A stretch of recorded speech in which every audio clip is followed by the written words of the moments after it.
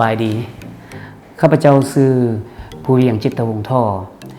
หน้าที่รับผิดชอบแม่นหัวหน้าห้องการเกษตรกรรมและป่าไม้เมืองสิงห์เงินเนาะทั้งเป็นผู้ประสานงานโครงการสวนเกษตรผลิตเป็นสินค้าขนาดน้อย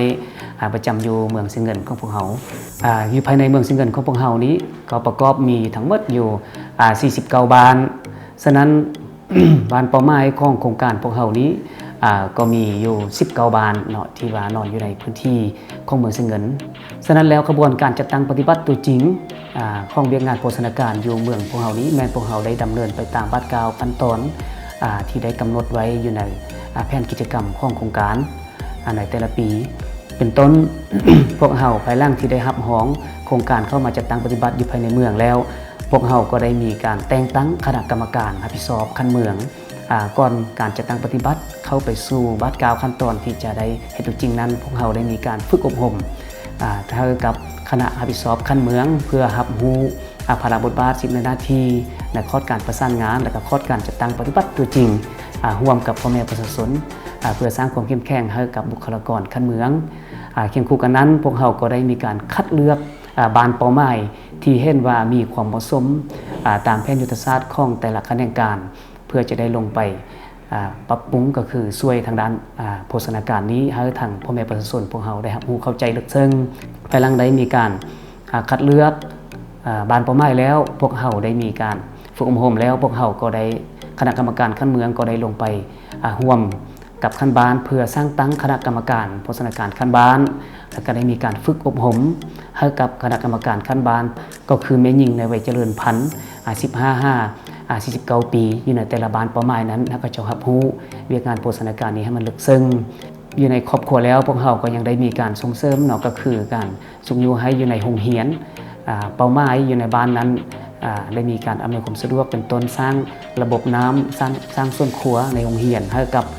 โรงเรียนเพื่อปลุกจิตสำนึกให้น้องๆนักเรียนอยู่ในโรงเรียนนั้นได้รับรู้เกี่ยวกับนั้นว่าเรื่องการปรุงแต่งอาหารและการเรียนงานโภชนาการนั้นให้น้องๆนักเรียนอยู่ภายในโรงเรียนแต่ละโรงเรียนนั้นรับรู้ต่อกับบรรดาสารอาหารต่างๆที่มีผลดีต่อสุขภาพผ่านการจัดตั้งปฏิบัติตัวจริงนั้นก็สามารถสังเกตเห็นได้ว่า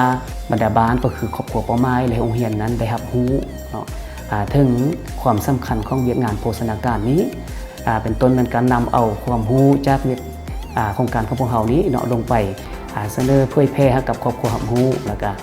การบริโภคก็คือเวียกงานโภชนาการนี้รับรู้อย่างลึกซึ้งซึ่งเหตุให้ครอบครัวก็คือชีวิตการเป็นอยู่ของพ่อแม่ก็คือสุขภาพของประชาชนก็คือครอบครัวเป้าหมายนั้นนับมือนับดีขึ้นเคียงคู่กันนั้นก็ยังเหตุให้บรรดาครอบครัวเป้าหมายยังสามารถสร้างรายรับได้จากกิจกรรมน้อยๆพวกเขานี้ตึมซึ่งเขาเจ้าก็สามารถนำไปขายเพื่อเป็นทุนเพื่อกลับมาซื้อแนวพันธุ์เพื่อต่อยอดแล้วก็เพื่อสร้างเศรษฐกิจครอบครัวเนาะติดพันจากกิจกรรมน้อยๆพวกเขานี่ก็ขยายออกไปตึมสบายดีข้าพเจ้าสุมดีชีอำพรอยู่บ้านตัดกระจำเมืองสิงห์เงินแข้งวัดผู้บางชนเผ่ากำมุธนาครอบครัวทุกท่านประธานมีโครงการนั้นข้าพเจ้าก็ยังเฮ็ดเลี้ยงเป็ดเลี้ยงไก่เฮ็ดสวนผักเล็กๆน้อยๆบัดมีโครงการเข้ามาแล้วยังเฮ็ดเป็นปกติยังเฮ็ดเป็นอาชีพต่อมาถึงสมุนี้ได้รับทุนจากโครงการเกษตรล้านกีบมาซื้อเป็ดซื้อไก่แล้วก็เฮ็ดสวนผักรับใช้ครอบครัวพอภายหลังหันยังบ่มีโครงการหันก็เฮ็ดดำแปะๆบางๆโครงการเข้ามาแล้วยังเฮ็ดเป็นปกติเฮ็ดสวนผักโครงการแล้วได้เงินหันมาแล้วก็เฮ็ดผักเฮ็ดมีเลี้ยงเป็ดเลี้ยงไก่พอได้เงินจ่ายสู่เช้าสู่แรงพอขอบใจนำทั้งโครงการเพิ่นหันทั้งพนักงานเพิ่นได้มาช่วยเงินล้านกีบมาประมูลใช้ครอบครัวเฮ็ดชวนผักชวนมีแล้วก็เลี้ยงเป็ดเลี้ยงไก่ขอขอบใจแล้วสบายดีค่ะพระเจ้าครอบครัวนางท่านี่ก็ทุกจนแต่กี้หันก็เฮ็ดแต่ให้บ่เลี้ยงสัตว์เลี้ยงปีกนี่แหละเฮ็ดแต่ให้กิน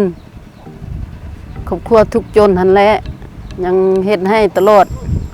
เงินล้านกีบซื้อเป็ดซื้อไก่หันเลี้ยงซื้อเป็ดหันก็ซื้อ52ตู้แกนผักหันก็ซื้อวานใหญ่แล้วก็มาค่ายก็ซื้อตื้มมาบงนี่แหละ มาปลูกนี่แหละ แกนพักนี่ ซื้อซองหนึงก็30,000ซื้อเป็นป้องหันก็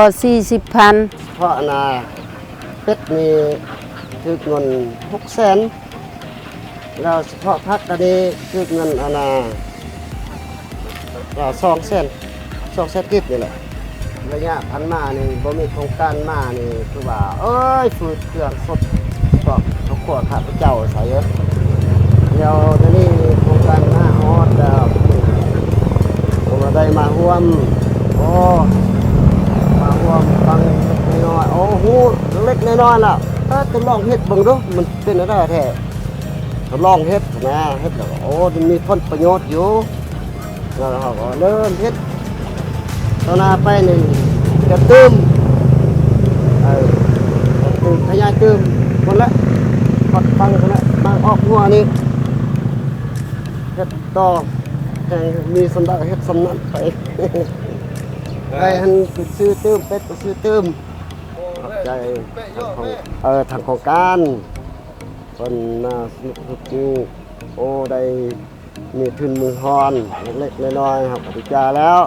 คือระยะพันมาเนี่ยยุ่งยากเดี๋ยวนี้ก็เอาวางในนึงสบายหายใจในนึงแหละตอนหน้าไปเนี่ยจะเสริมไปเฮ็ดเพื่ออนาคตชีวิตเพื่อครอบครัวเฮาย้อนทุกข์นี่แหละพาลูกพาเมียเฮ็ดไปคนไปเฮ็ดก็ย่าเฮาเฮ็ดสร้างครอบครัวเฮาแล้วนะ